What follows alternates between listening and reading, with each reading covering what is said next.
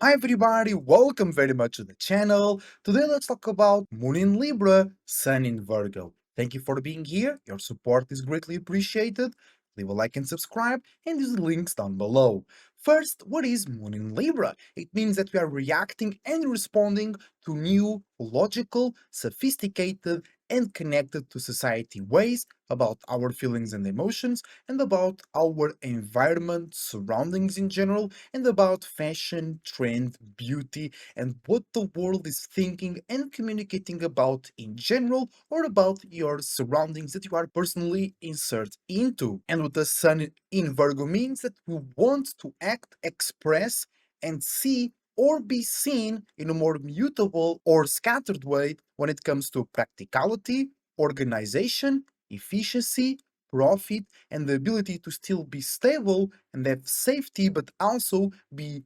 flexible and being able to respond to different scenarios, aka having responsibility. Moon in Libra can also make you feel the need to initiate or reinvent new, logical, sophisticated, and balanced ways to feel, attract, and react to ways of thinking, ways of communicating, analyzing, and relating in your personal space, your environment, or the world in general.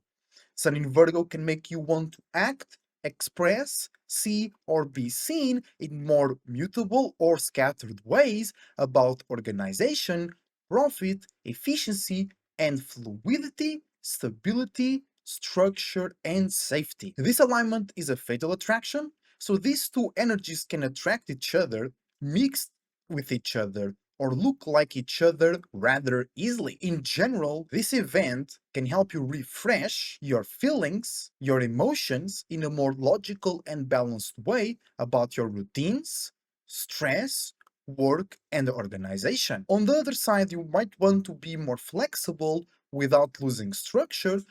when incorporating new social responses or insecurities into your structure and support systems. Be careful when feeling too open though or too vulnerable in work and organization situations.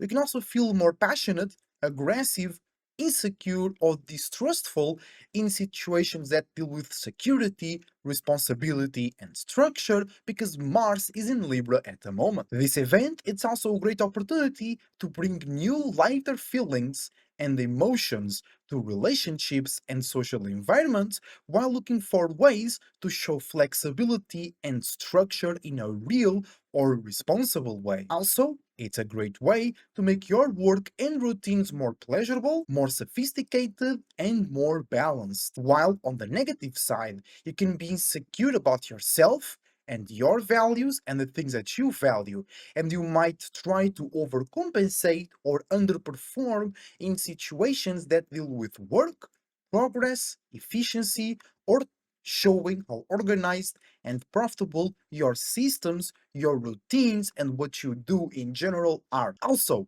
it's a great time to bring new ideas that are more connected with spirit and creativity, with social and personal impact to yours and others' routines, patterns, organizations, perspectives that are connected and about reality, safety, and profitability in general. I took a tarot card for today's alignment, so with Moon in Libra and Sun in Virgo, we got the Queen of Wands, fixed fire. This means today we are more open to, and there is available a great support when it comes to spirituality, creativity, passions, frustrations, anger, motivation, and deep desires. So you can feel more inspired, you can feel more secure, you can feel more creative, more energetic, and more expressive in general, or you might just have more visions, more imaginations, more feelings, or just more passion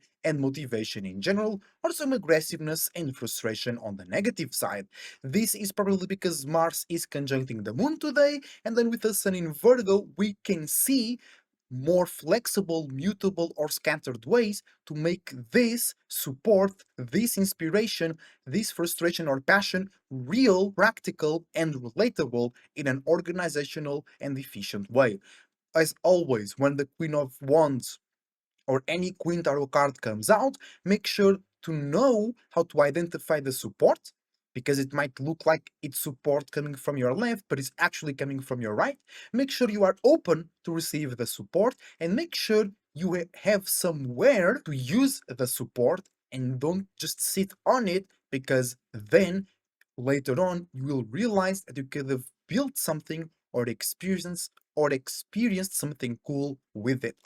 And that's what's the best way to utilize or be aware of this support is with the earth and fire dragon. So bring more practicality, security, responsibility, and trust to your expressions, visions, imaginations, feelings, creativity, passion, and frustration, and bring some more excitement, more spirituality, and more faith to your routine, to your pattern, to your organization and structure. Now, let's take a look at how the moon in Libra is aligning the natal chart in 2025, together with the sun in Virgo. So we have Mercury in Leo, which is a sextile with this moon, so it's an opportunity to create new logical and more sophisticated feelings and emotions when it comes to our own fixed and consistent or stubborn way to think, communicate, and analyze about pleasure, creativity, entertainment, attention, and validation. Also, Venus, now 1 degree Leo, also sextiling the moon in Libra. So, an opportunity to create new feelings and emotions that are more logical, more sophisticated, and more balanced, or more secure and giving into abuse type of reactions and responses when it comes to relationships, exchanges of value, commitment, and pleasure that comes in or is about more fixed, consistent, or stubborn images, visions, imaginations, feelings, attention, validation, or entertainment. Also, Venus rules Libra, so there is an extra change of energy, an extra degree of awareness, because we have a sextile between the moon and its ruler. So today we can feel more open or just reacting more in general to relationships, commitment, pleasure, and exchange of energy, information, body fluids, you know what I'm saying. Then we have Mars conjuncting Moon in Libra. So today we are definitely feeling more passionate, more frustrated, angrier, more motivated, and more connected to our deep desires. But Mars falls in Libra, and the Moon in Libra helps us make more balanced, more rational, logical, more beautiful, and more sophisticated approaches, feelings, and awarenesses in general about those passions or frustrations. So, this is actually a great opportunity to balance, to bring into equilibrium passion, frustration, deep desires, anger, and motivation, because we are more aware of that, we're feeling it more, but also we are creating new feelings, emotions, and reactions that are lighter, more logical, more social, more about the external world and the environment, and more about connecting, relating those passions and frustrations instead of letting it be destructive. But on the negative side, also you might not be able to accumulate it enough so you can create something creative or something meaningful. You might be too reactive and too open to let those things go, to let it go somewhere else, to connect it and relate it. You might not have enough for you, or you might be feeling too sensitive and too insecure, and you can't handle and actually choose to run away from yours or others' passion, motivation, anger, and frustration. Then we have Jupiter in Cancer squaring Moon in Libra. So we are learning how to feel more light, more sophisticated, and more comfortable in a social and intellectual way about new feelings and emotions, new spiritual purposes, new spiritual travels, and new spiritual places of comfort that come with or after new expansions, new travels, and new wisdom and knowledge about feelings and emotions, dreams and illusions, connection, and spirituality in general. Then we have Saturn going back into Pisces, but still 0 degrees Aries, so it's opposing this moon, but it's also in retrograde. So it's an opportunity to feel opposed or balanced by the world and past situations that you are reminding yourself right now, or that you went through recently, or that you can remember from a long time ago, where the world was bringing limit, structure, boundaries, networking, association, and rewards that came out of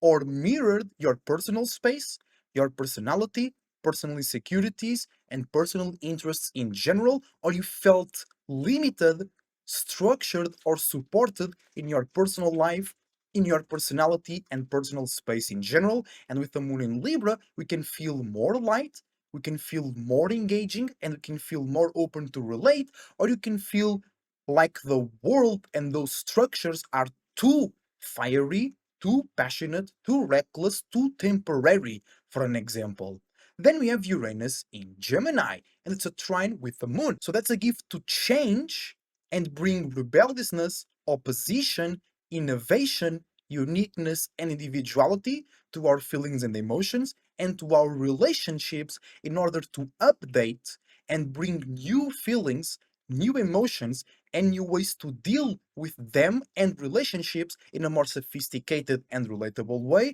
while being able to be more open, more mutable, flexible, or scattered in uniqueness, in change, in science, and in progressive thoughts within your relationships or the world in general. So, this is a gift that really can make you feel more open, more insecure,